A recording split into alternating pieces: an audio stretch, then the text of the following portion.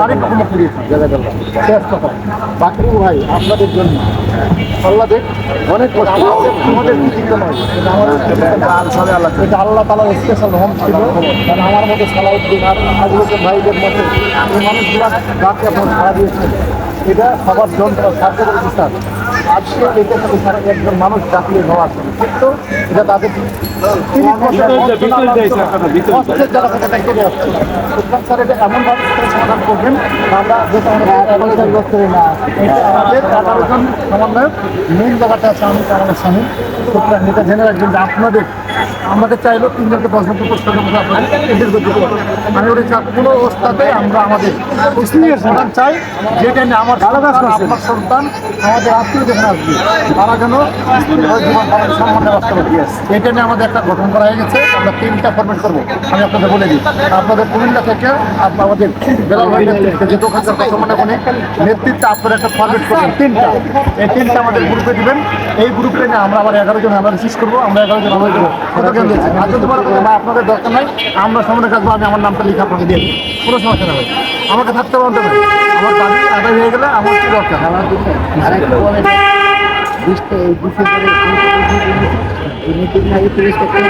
আপনারা সরকারে চাইছেন এবং আমি বলি আপনারা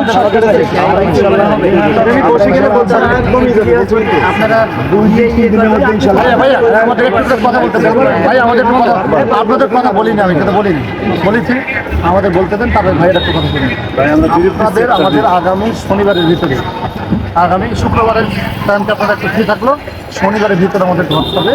বেলাল ভাইয়ের মাধ্যমে দিবেন আমাদেরকে বিক্ষিপ্ত দিন আর কিছু প্রশ্ন ভাই জিজ্ঞেস করবেন এটা আমাদের এখন যেহেতু একজন আসছে আমাদের ব্যাংকিং চ্যানেলে 11 জন লিস্টের উনি একজন আমি যা জানবো উনিও জানবো সুতরাং সালাউদ্দিন ভাইকে আর আবুল হোসেন ভাইকে স্পেশাল করা জানার দরকার নাই আপনাদের যে প্রতিদিন থাকলো ওখানে দেখুন আমরা কি করবেন তবে আপনার দাওয়াত দিলে ভাই আমরা যেতে পারি না পরিচয় করে আর আমাদের ভাই একটা আমাদের 120 আমি যেটা বলছিলাম আপনারা একটা ফর্মেট আপনারা দিবেন মেঘ বড় ডেট নেই ভাই আমি বলি না শেষ আপনারা এটা দিবেন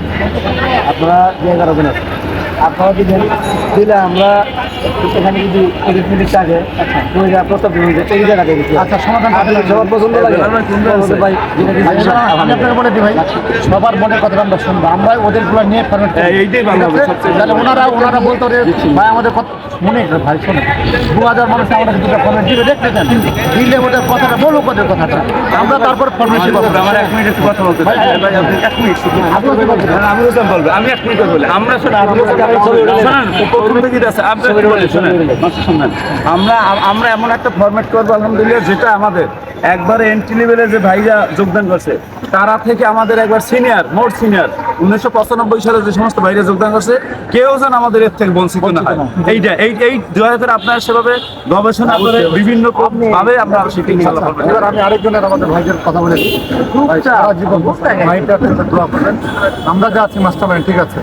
কিন্তু টোটাল স্পটে আমাদের নাসির ভাই তো আছে আবুল ভাই বিনিময় দিতে পারবো না কারণ ওই লোকটাকে করার বিষয় ভাই টোটাল বিষয়গুলো ওই যে আপনার কত কি এটা ওরা ওর কাছে মোটামুটি জানিয়ে আমাদের গাড়ি আলাদা দিবে এই ভাইয়ের জন্য টোটাল শুধুই ভাই নয় টোটাল যারা আজকে এখানে স্পটে ছিলেন যারা শ্রম দিয়েছে সবার জন্য আল্লাহর কাছে আজকে দুরকাত স্পেশাল নফল করে ভাই একটু দোয়া করবেন আল্লাহ যেন আমাদের সবাইকে নিরাপদ সুস্থ এবং আগামী দিনটাকে আমাদের সুন্দর সম্মানের সাথে বাঁচতে পারি এই দোয়াটা ভাই কাজ করবেন ঠিক আছে ভাই নফল নামাজের ঘোষণাটা আসছে আমি আপনার নফল নামাজকে ট্রেনিং এ পাই আমি মহান আল্লাহ রাব্বুল আলামিনের দরবারে শুকরিয়া আদায় করছি যে রাব্বুল আলামিন এই রাশি মেহরবানিতে আমরা দীর্ঘদিন সংগ্রামের মধ্য দিয়ে একটা সফল সমাপ্তি নিয়ে গেলাম আমাদের যারা ভাইয়েরা আমাদেরকে সহযোগিতা করছেন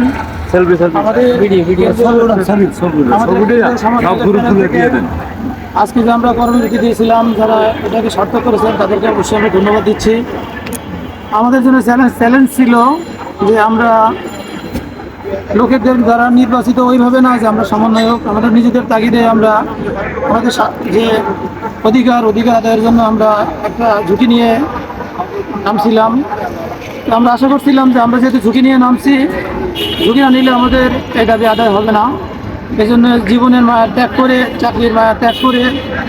আল্লাহর উপরে ভরসা করে আমরা এই পথে নামছিলাম। তারপরে আমরা আজকের সকালে যে আমাদের কর্মবিরতির ঘোষণাটা অনেক কঠিন ছিল। আমাদের আজকের দিনের কর্মবিরতিটা আমাদের জন্য অত্যন্ত চ্যালেঞ্জিং ছিল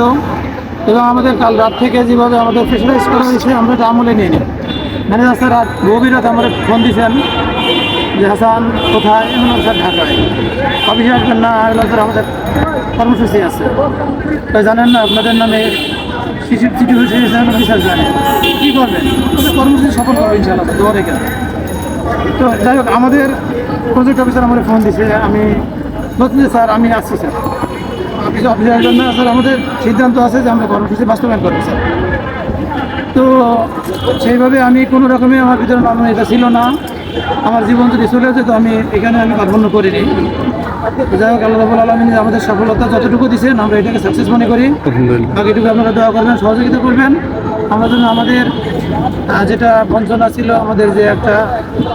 খুব আমাদের জীবনের জন্য যে একটা অপমানজনক একটা বিষয় ছিল, আমরা নিজেদেরকে আমরা পরিচয় দিতে পারতাম না,